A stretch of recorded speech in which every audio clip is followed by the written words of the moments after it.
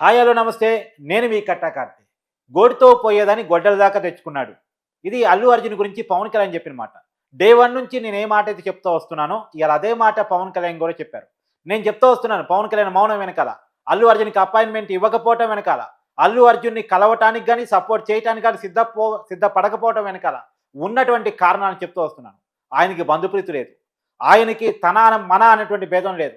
తప్పు చేస్తే ఎవరినైనా సరే తప్పు అని చెప్పగలిగినటువంటి నిక్కచ్చితనం ఆయన దగ్గర ఉంటుంది అని చెప్పాను. ఇవాళ తన మేనల్లుడే, తనకు బంధువే, తన కుటుంబ సభ్యుడే, కానీ తప్పు అల్లు అర్జున్‌దే అని తేల్చి పడేశారు పవన్ కళ్యాణ్ గారు. ఇవాళ FDC corporation, Telangana FDC corporation హోదాలో దిల్రాజు కలిసినప్పుడు కానీ, తర్వాత మీడియా చిట్ చాట్‌లో కానీ పవన్ కళ్యాణ్ గారు చెప్పినటువంటి మాటలను ఒకసారి మనం విశ్లేషించుకునే ప్రయత్నం చేద్దాం. నాతో ఉన్నారు ప్రముఖ సామాజిక రాజకీయ విశ్లేషకులు కొత్త రాజేంద్రబాబు గారు. నమస్కారం. నమస్తే కార్తీక్. సార్, ఇక్కడ మనం అనేక వీడియోలు చేస్తాం. మీతో కూడా నేను మొన్న కూడా వీడియోలు చేశాను.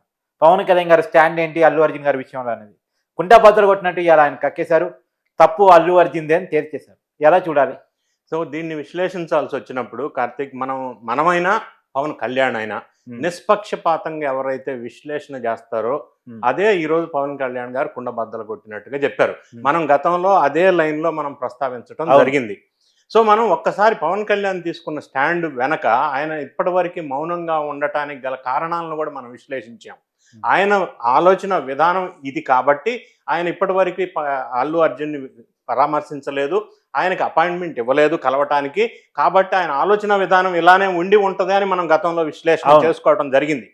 సో ఈరోజు ఆయన దిల్ రాజు గారు తెలంగాణ ఎఫ్‌డీసీ చైర్మన్ గా గేమ్ చేంజర్ సినిమాకి ఇన్విటేషన్ కోసం ఆయన కలిసిన సందర్భంలో వీళ్ళిద్దరి మధ్య చర్చల్లో ఒక ప్రస్తావన వచ్చింది. రెండోది ఆయన మీడియాతో చిట్ చాట్లో మాట్లాడుతూ అనేక అంశాలను ప్రస్తావించారు. ఆయన అంశాలు ఏదైతే ప్రస్తావించారో అది ఈ తెలంగాణ సమాజం కానీ తెలుగు ప్రజలు కానీ ఏదైతే అనుకుంటున్నారో ఆయన దానికి అదే విషయాలను ఆయన ప్రస్తావించారు. నిజానికి సార్, సొంత మేనల్లుడు వెనకేసుకు రావాలి అయినప్పుడు ఆ ప్రయత్నం చేయలే ఆయన.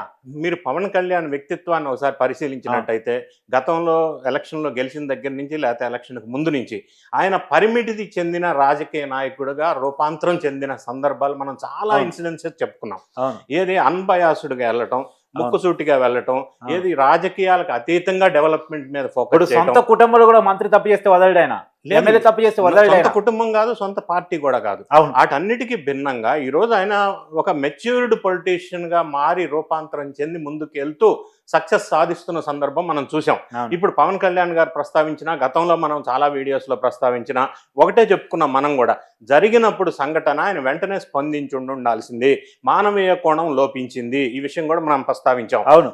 అదే విధంగా చాలా మంది రకరకాల ఛానల్స్ లో రకరకాలుగా పుకార్లు ఏమొచ్చినాయి అంటే రేవంత్ రెడ్డి గారిని ఆయన పేరు మర్చిపోయాడు, అందుకే రేవంత్ రెడ్డి కక్ష చేసుకున్నారు అని అన్నారు. దీనికి కూడా మనం సమాధానం చెప్పాను సార్, మనం గతంలో మాట్లాడుకున్నాం. రేవంత్ రెడ్డి గారు కూడా ఆ ప్రస్తావనని మళ్ళీ ప్రస్తావించారు.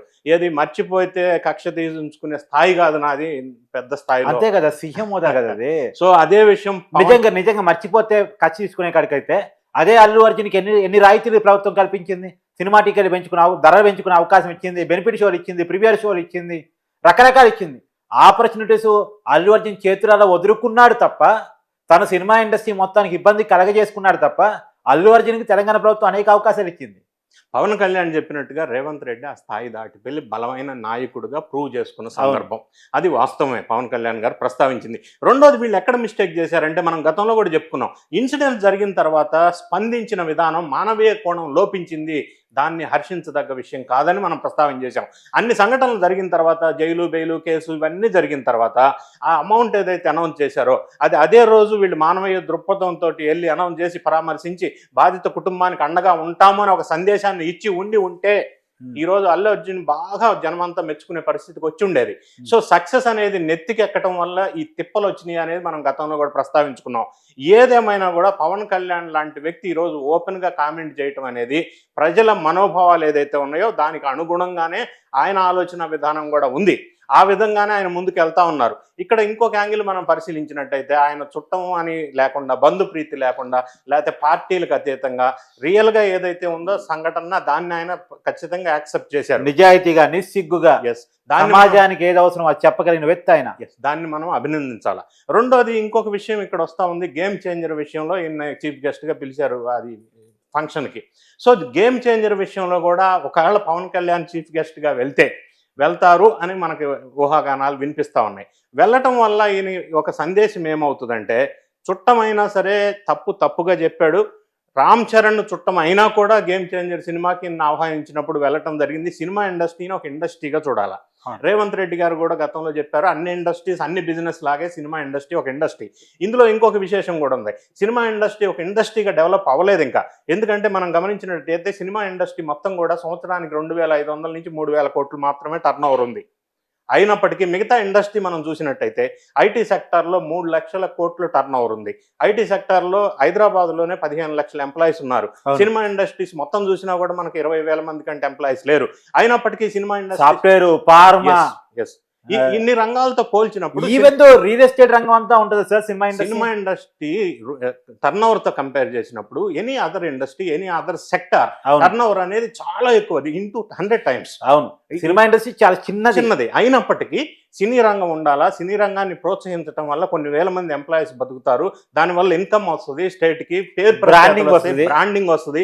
ఇన్ని అంశాలతో రేవంత్ రెడ్డి గారు కూడా సినీ రంగాన్ని ఇప్పటి వరకు ప్రోత్సహిస్తూ వచ్చారు.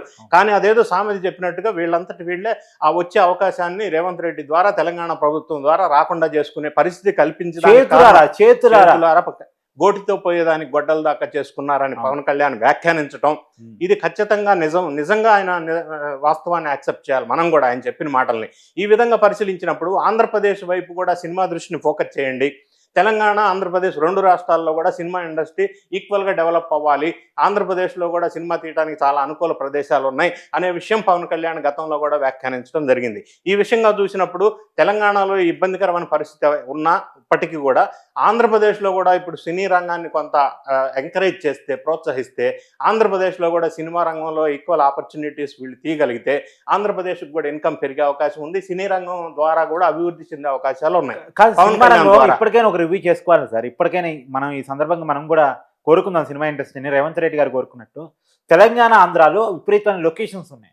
ఒకనాడు కొన్ని వందల కొద్ది సినిమాలు, సంవత్సరానికి కొన్ని చాలా సినిమాలు, చాలా అంటే చాలా, ప్రతి హీరో కూడా 4-5 సినిమాలు తక్కువ కాకుండా వదిలేగలిగే పరిస్థితులు, 20-30 సినిమాలు తీసిన రోజులు ఉన్నాయి ఒక్కో హీరో. అవన్నీ కూడా లొకేషన్స్ ఎక్కడ? తెలంగాణ, ఆంధ్ర. ఇక్కడ మాత్రమే లొకేషన్స్. ఇవాళ ఏదో విదేశాల్లో మాత్రమే మంచి లొకేషన్స్ ఉన్నాయి, అక్కడ తీస్తే మాత్రమే రిచ్ లుక్ వస్తాయి, ఒక భ్రమ. ఆ భ్రమలో బతకడాన్ని ఎలా చూడాలి అసలు? కాకపోతే ఇప్పుడు గతంలో మీరు అన్నట్టు సమైక్య ఆంధ్రప్రదేశ్లో కూడా లొకేషన్స్లో చాలా సినిమాలు తీసిన సందర్భం ఉన్నాయి. అరకు లోయలో కానీ, గిరిజన ప్రాంతాల్లో కానీ బ్యూటిఫుల్ లొకేషన్స్ ఉన్నాయి. అయినప్పటికీ ఇప్పుడు సపరేట్ అయిన తర్వాత ఆంధ్రప్రదేశ్లో ఇంకా సినిమా రంగం బాగా విస్తరణ చెందాలి అంటే హైదరాబాద్లో లాగా కొన్ని వరల్డ్ క్లాస్ స్టూడియోస్ నిర్మాణం చేపట్టడం వల్ల సినీ రంగాన్ని ఇంకా ఆకర్షించే అవకాశం మెండుగా ఉంది. ఇప్పుడు ఈ సినిమా ప్రముఖులు ఎవరైతే ఉన్నారో పవన్ కళ్యాణ్ ద్వారా ఒక మీట్ అయిపోయి వాళ్ళ ప్రపోజల్ వాళ్ళకి చెప్పి సినిమా రంగాన్ని ఆంధ్రప్రదేశ్కి ఇంకా కొద్దిగా అట్రాక్ట్ చేయగలిగితే, ఆంధ్రప్రదేశ్లో కూడా మిగతా ఇండస్ట్రీస్ ఎలా అయితే వస్తున్నాయో అదేవిధంగా సినిమా రంగం డెవలప్ అయితే ఆంధ్రప్రదేశ్ ఇంకా మరింత డెవలప్ అవడానికి అవకాశం ఎక్కువగా కనిపిస్తుంది.